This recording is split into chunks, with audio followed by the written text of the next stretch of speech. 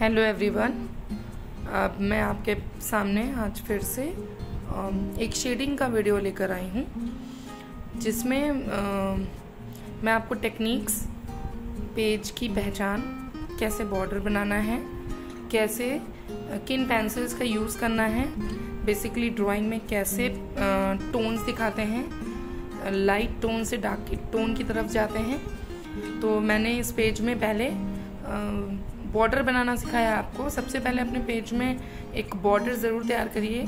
अगर आप A4 sheet ले रहे हैं या A3 शीट ले रहे हैं तो उसमें आप 1 सेंटीमीटर का बॉर्डर इक्वली चारों तरफ से उसको डिवाइड कर देंगे with scale, help of scale. And then मैं आपको ये बता रही हूँ कि how to do object drawing. Object drawing में अलग अलग तरीके से किन किन चीज़ों का यूज़ किया जाना है, ये मैं आपको आज बताने वाली हूँ।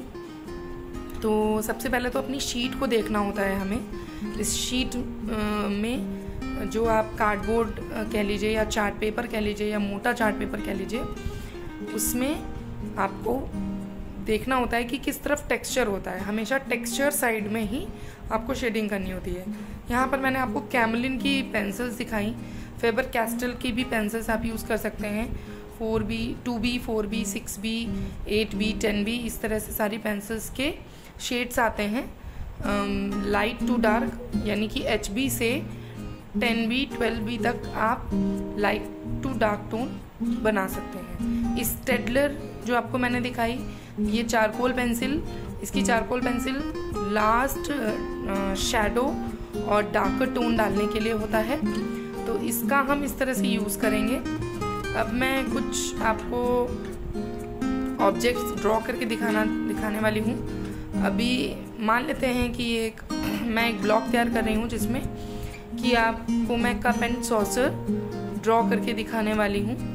आपको अपने पेज के अकॉर्डिंग कितना बड़ा ऑब्जेक्ट ड्रॉ करना है, कितना स्पेस छोड़ना है, इस चीज़ का ज़रूर ध्यान देना है। आप इसमें देख सकते हैं बहुत लाइट पेंसिल मैं चला रही हूँ, क्योंकि मैं अपनी शेडिंग में बिल्कुल भी डिस्टरबेंस नहीं चाहती हूँ। जितनी लाइट पेंसिल आप चलाएंगे उतना ही फ़ायदे में रहेंगे।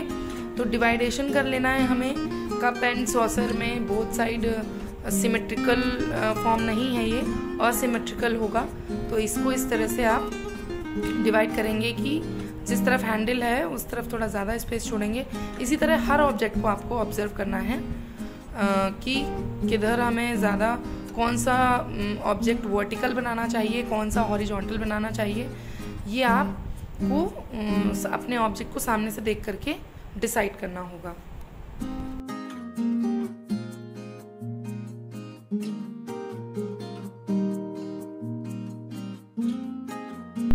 अभी मैंने आपको कप एंड सॉसर एक पेज में कैसे असेंबल करना है, कैसे अपने कॉम्पोजिशन को फिट करना है अपने पेज पे, अब मैं आपको नॉर्मली ड्राइंग करना सिखा रही हूँ। ऑब्जेक्ट्स, एक बनाना मैं ड्रॉ कर रही हूँ। देन आपको मैं एक पेंसिल को शेडिंग करना, बेसिकली शेडिंग करना, कैसे पेंसिल को कितनी डिस्टेंस से इसको पकड़ना चाहिए और कैसे इसको शार्पनर से ना शार्प करके पेपर कटर से शार्प करेंगे तो आप ज़्यादा अच्छा। आप देख रहे होंगे कि मेरी सारी पेंसिल्स जो भी हैं उनमें एक शार्पनेस नहीं है, क्योंकि शेडिंग के टाइम में जो भी ऑब्जेक्ट है उसमें स्मूथनेस लाने के लिए मैं इस तरह से अपनी पेंसिल को शार्प करती हूँ।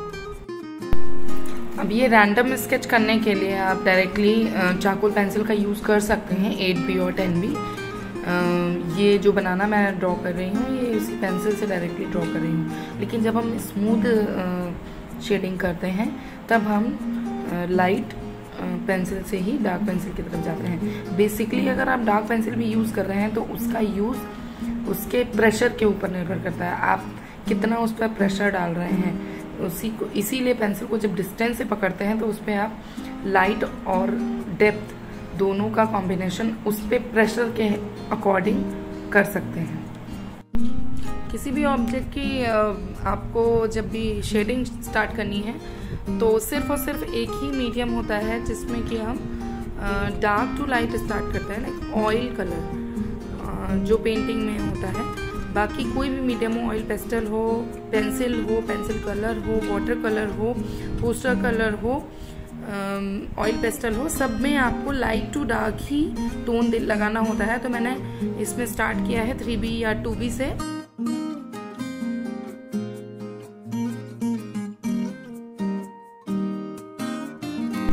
ऑब्जेक्ट ड्राइंग में ये हमें ध्यान देना है कि हमें अपनी आई लेवल का ध्यान देना है। सबसे इम्पोर्टेंट है ऑब्जेक्ट को देखने किस एंगल से हम देख रहे हैं। जो ये मैंने अभी आपको एक गमला जैसा बना करके शेप दिखाया है ऑब्जेक्ट का, इसको अपर आई लेवल बोलते हैं। अगर आप थोड़ा सा ऊपर से किसी चीज़ को देखते हैं, मान लीजिए कोई बाल्टी है या कुछ है, उसको अगर आप ऊपर से देख रहे हैं तो क्या होता है कि वो अलग उसका शेप दिखाई देगा, उसकी गहराई अलग दिखाई देगी, उसका सर्कल अलग दिखाई देगा। और जब आप उसको अपनी आँख की सीध में जब किसी ऑब्जेक्ट को देखते हैं तो उसका शेप में डिफरेंस होगा।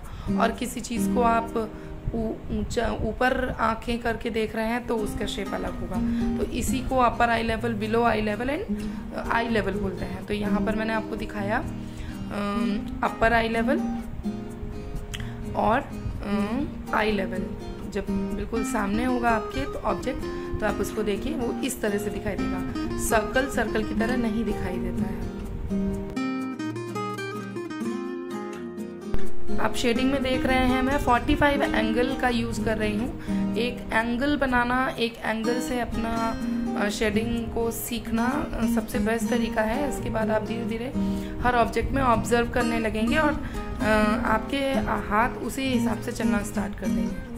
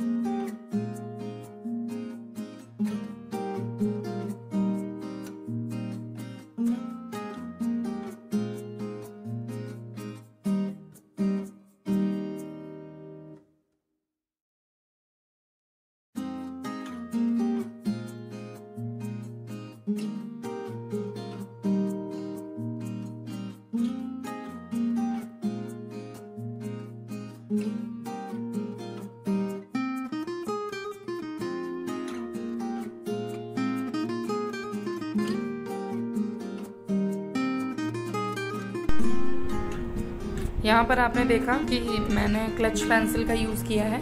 क्लच पेंसिल में आप अपने मन मुताबिक 2B और 6B 4B जो भी आप पेंसिल की लेड डालना चाहें वो डाल सकते हैं। और किसी भी छोटे ऑब्जेक्ट को ड्रॉ करने के लिए, महीन ऑब्जेक्ट को ड्रॉ करने के लिए, महीन लाइनें जहाँ पर हमें चाहिए वहाँ पर क्लच पेंसिल का यूज़ किया जाता है। लेकिन स्लैंटिंग मोशन में ही उसको यूज़ करना है, क्योंकि आप जब खड़ा यूज़ करेंगे उसको तो वो हार्डनेस ला सकता है, सॉफ्टनेस नहीं आएगी उसमें।